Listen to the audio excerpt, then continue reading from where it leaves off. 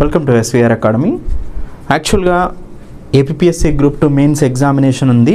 అందరూ చేసే common mistakes ఏంటి అంటే రివిజన్ చేయకపోవటం అనేది ఎగ్జామ్ ముందు బిగ్గెస్ట్ మిస్టేక్ అవుద్దండి.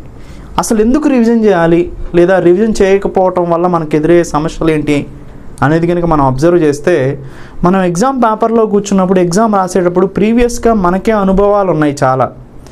ఒకసారి ఎగ్జామ్ పేపర్ రాసేటప్పుడు మనకి ఈ క్వశ్చన్ తెలిసినట్టే ఉంటుంది, కానీ మనం ఆన్సర్ చేయలేకపోతున్నాం. అంటే దాని అర్థం ఏంటంటే ఆ కాన్సెప్ట్ తెలుసు, ఒకసారి చదివే, కానీ నేను రివిజన్ చేయకపోవటం వల్ల నాకు గుర్తులేదు. సో ఇది ఒక పెద్ద సమస్య అండి.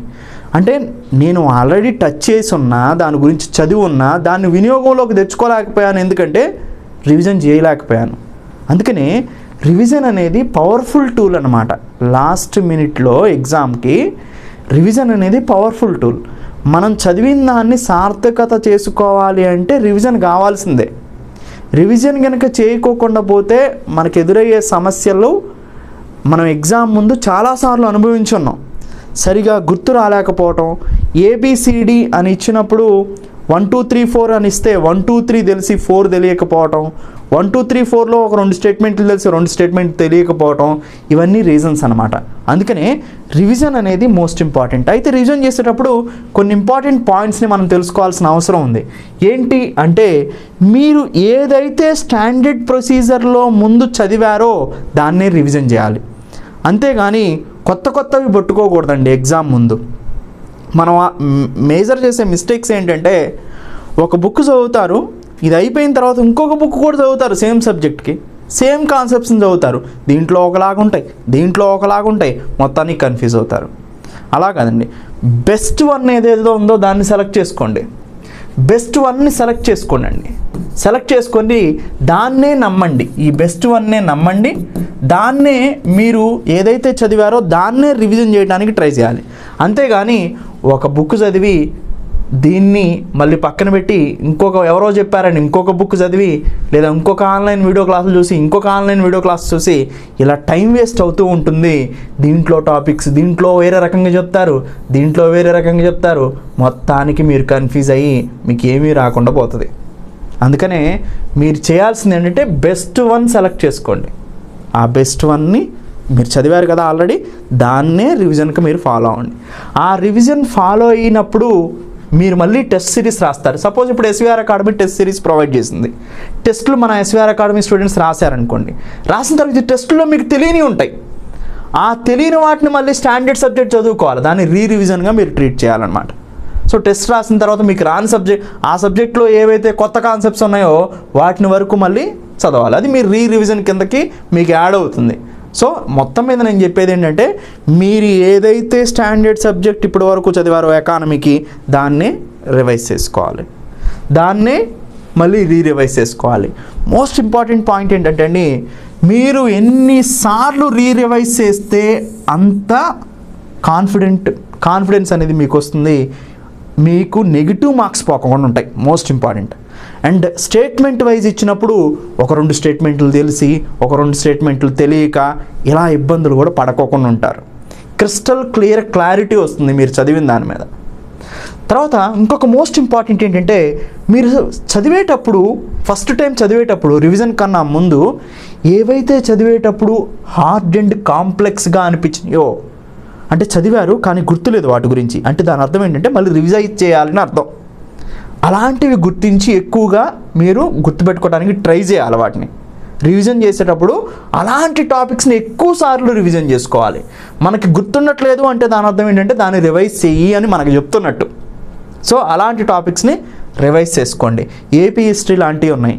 ఇప్పుడు ఏపీ హిస్టరీలో కింగ్డమ్స్ నేమ్స్ కానీ, కింగ్స్ నేమ్స్ కానీ, తర్వాత ప్లేసెస్ నేమ్స్ కానీ, ఆర్ట్ అండ్ కల్చర్కి సంబంధించిన టాపిక్స్ కానీ, వీటన్నిటిని కూడా మీరు మగప్ చేయాల్సిన అవసరం ఉంటుంది. చూసారా, వాటిని రివిజన్ చేస్తేనే ఎక్కువ సార్లు మీ మనసులోకి మననం చేస్తేనే, మీకు రివైజ్ చేస్తేనే ఎక్కువసేపు గుర్తుంటాయి అవి. సో అలాంటి వాటిని మీరు రికగ్నైజ్ చేసి గుర్తుపెట్టుకోవాలి. ఇప్పుడు సైన్స్ అండ్ టెక్నాలజీ ఉంది, ఎకాలజీ అండ్ బయోడైవర్సిటీలో కొన్ని నేమ్స్ కాంప్లెక్స్గా అనిపించవచ్చు మీకు, ఫ్లోరా ఫోనాలో. అలాంటి టాపిక్స్ని మీరు కాంప్లెక్స్గా అనిపించిన వాటిని గుర్తుపెట్టుకోండి. నెక్స్ట్, ఒక్కొక్క సబ్జెక్ట్ని ఒక్కొక్కసారి మాత్రమే రివిజన్ చేయాలి. ఇప్పుడు చాలామంది చేసే మిస్టేక్ ఏంటంటే, 1 గంట ఒక సబ్జెక్ట్ రివిజను, ఒక టైం టేబుల్ వేసుకుంటాడు.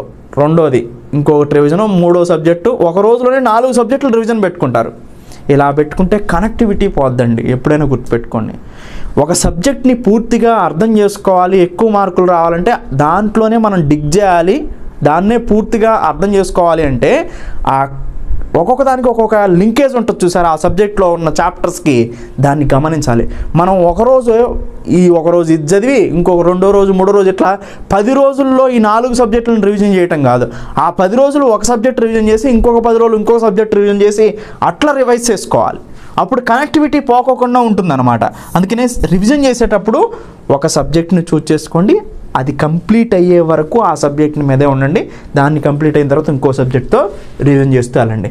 ఎనీవే, ఒకసారి ఇప్పుడు సబ్జెక్ట్ స్పెసిఫిక్గా రివిజన్లో మీరు ఎక్కువగా ఫోకస్ చేసి కవర్ చేయాల్సిన ఏంటో చూద్దాం. ఎకానమీలో బడ్జెట్ అండ్ సర్వీస్ అనేది ఇంపార్టెంట్ అండి. మీరు చదివిన స్టాండర్డ్ సబ్జెక్ట్కి వీటిని యాడ్ చేసుకోవాలి. ఈ ఎకానమీలో ఏపీ ఉంది యాజ్ వెల్ యాజ్ ఇండియా ఉంది. ఇండియన్ బడ్జెట్ అండ్ సర్వే మనకి ఒక జస్ట్ నేను నోట్ ఇన్ఫర్మేషన్ కోసం ఇస్తున్నాను. ఈ ఇయర్ బడ్జెట్ సర్వే కూడా నేను ప్రొవైడ్ చేస్తాను. దాంతోపాటుగా మీరేం చేయాలంటే నెక్స్ట్ ఇయర్ బడ్జెట్ సర్వే కూడా ఎగ్జామ్లో అడగడానికి అవకాశం ఉంది. ఎందుకంటే ఫెబ్ తర్వాత కనుక ఎగ్జామ్ జరిగింది అంటే ఆటోమేటిక్గా బడ్జెట్ అండ్ సర్వేలు మొత్తం నెక్స్ట్ ఇయర్ చదువుకోవాల్సిన అవసరం ఉంది. సో దాని టైం ప్రకారం మనం చూద్దాం. ఎగ్జామ్ జరిగే డేట్ని బేస్ చేసుకొని ఏపీకి సంబంధించి ఏపీ బడ్జెట్ అండ్ సర్వే మనకి important. AP survey AP budget నుంచి ఏపీ ఎకానమీ మొత్తం కవర్ అవుతుంది. అండ్ కరెంట్ ఎకానమీ కూడా మీరు డే టు డే రివిజన్ చేసుకుంటే మంచిది. అండ్ పాలిటీకి సంబంధించి ఈ 1 ఇయర్లో వచ్చినటువంటి ఆర్టికల్స్ ఏవైతే ఉన్నాయో వాటిని రివైజ్ చేసుకుంటే మీకు ఎక్కువ మార్క్స్ రావడానికి అవకాశం ఉంది. ఆ ఆర్టికల్ సంబంధించిన సబ్జెక్టులో ఎక్కువగా ఎంసీక్యూస్ రావడానికి కూడా అవకాశం ఉంటుంది. సైన్స్ అండ్ టెక్నాలజీలో సో మీకు కొత్తగా తెలియదు ఏంటంటే ఆంధ్రప్రదేశ్కి సంబంధించిన సైన్స్ అండ్ టెక్నాలజీ పాలసీ ఏమైనా కొత్తగా వస్తే దాన్ని చూసుకోవటం, అవి కూడా నేను కవర్ చేస్తాను. And current related science and technology టాపిక్స్ని కూడా రివైజ్ చేసుకోవాలి స్టాండర్డ్ సబ్జెక్ట్తో పాటుగా. సో ఇలా ఈ రివిజన్కి సంబంధించినటువంటి కొన్ని మెయిన్ ప్రిన్సిపల్స్ కనుక మీరు ఫాలో అయితే సో మీరు ఏవైతే రెగ్యులర్గా మిస్టేక్స్ చేస్తున్నారో వాటి నుంచి అధిగమించడానికి అవకాశం ఉంటుంది. మోస్ట్ ఇంపార్టెంట్ పార్ట్ మాత్రం రివిజన్ చేసేటప్పుడు మీరు ఏదైతే చదివారో దాన్ని చదివితేనే రివిజన్ అంటారు, కానీ కొత్తది చదివితే మాత్రం దాన్ని రివిజన్ అనరు. సో అందుకనే మీరు ఏదైతే చదివారో దాన్నే రివిజన్ చేస్తూ పోండి. సో ఈ టిప్స్ని కనుక ఫాలో అయితే ఆటోమేటిక్గా మీరు ఎక్కువ మార్క్స్ సంపాదించడానికి అవకాశం ఉంటుంది. ఈ రివిజన్ ప్లాన్ని ఒక్కసారి రివిజన్ గురించి చెప్పాను, ఇలానే మీరు మల్టిపుల్ రివిజన్స్ చేయగలిగితే సో మీకు క్రిస్టల్ క్లారిటీతో ఎగ్జామ్ రాయడానికి అవకాశం ఉంటుంది, ఎక్కువ మార్క్స్ కూడా సంపాదించవచ్చు. Thank you, have a nice day. SVR అకాడమీలో ఏబిపిఎస్సి గ్రూప్ 2 మెయిన్స్ టెస్ట్ సిరీస్ని ఎలా పర్చేస్ చేయాలో ఒకసారి చూద్దాం. సింపుల్గా మీకు ప్లే స్టోర్ ఉంది కదా, ఈ ప్లే స్టోర్ బటన్ని క్లిక్ చేయండి.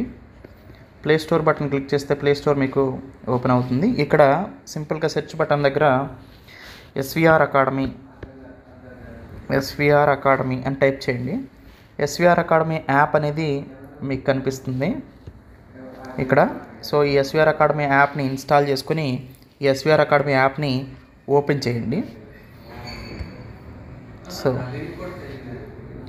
ఓపెన్ చేస్తారు.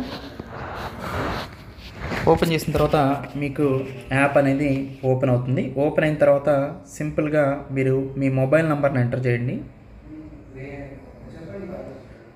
ప్రొసీడ్ సెక్యూర్లీ కొట్టండి.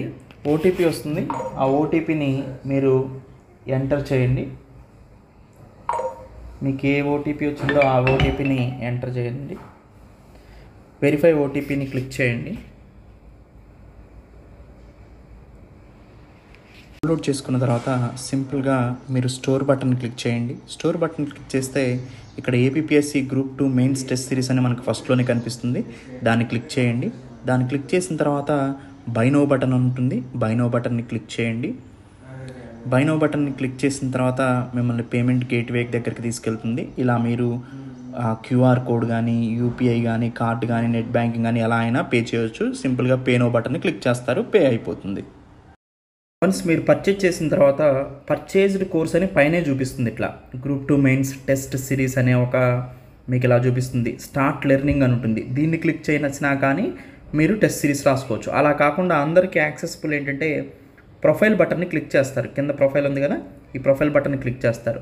క్లిక్ చేసిన తర్వాత కోర్సెస్ అని వస్తుంది. ఈ కోర్సెస్ మీద క్లిక్ చేయండి. మీరు కొన్న కోర్స్ ఇక్కడ కనిపిస్తుంది. ఎప్పుడు కొన్నారు, ఎప్పుడు ఎక్స్పైరీ అవుతుందో కూడా ఇక్కడ ఉంటుంది.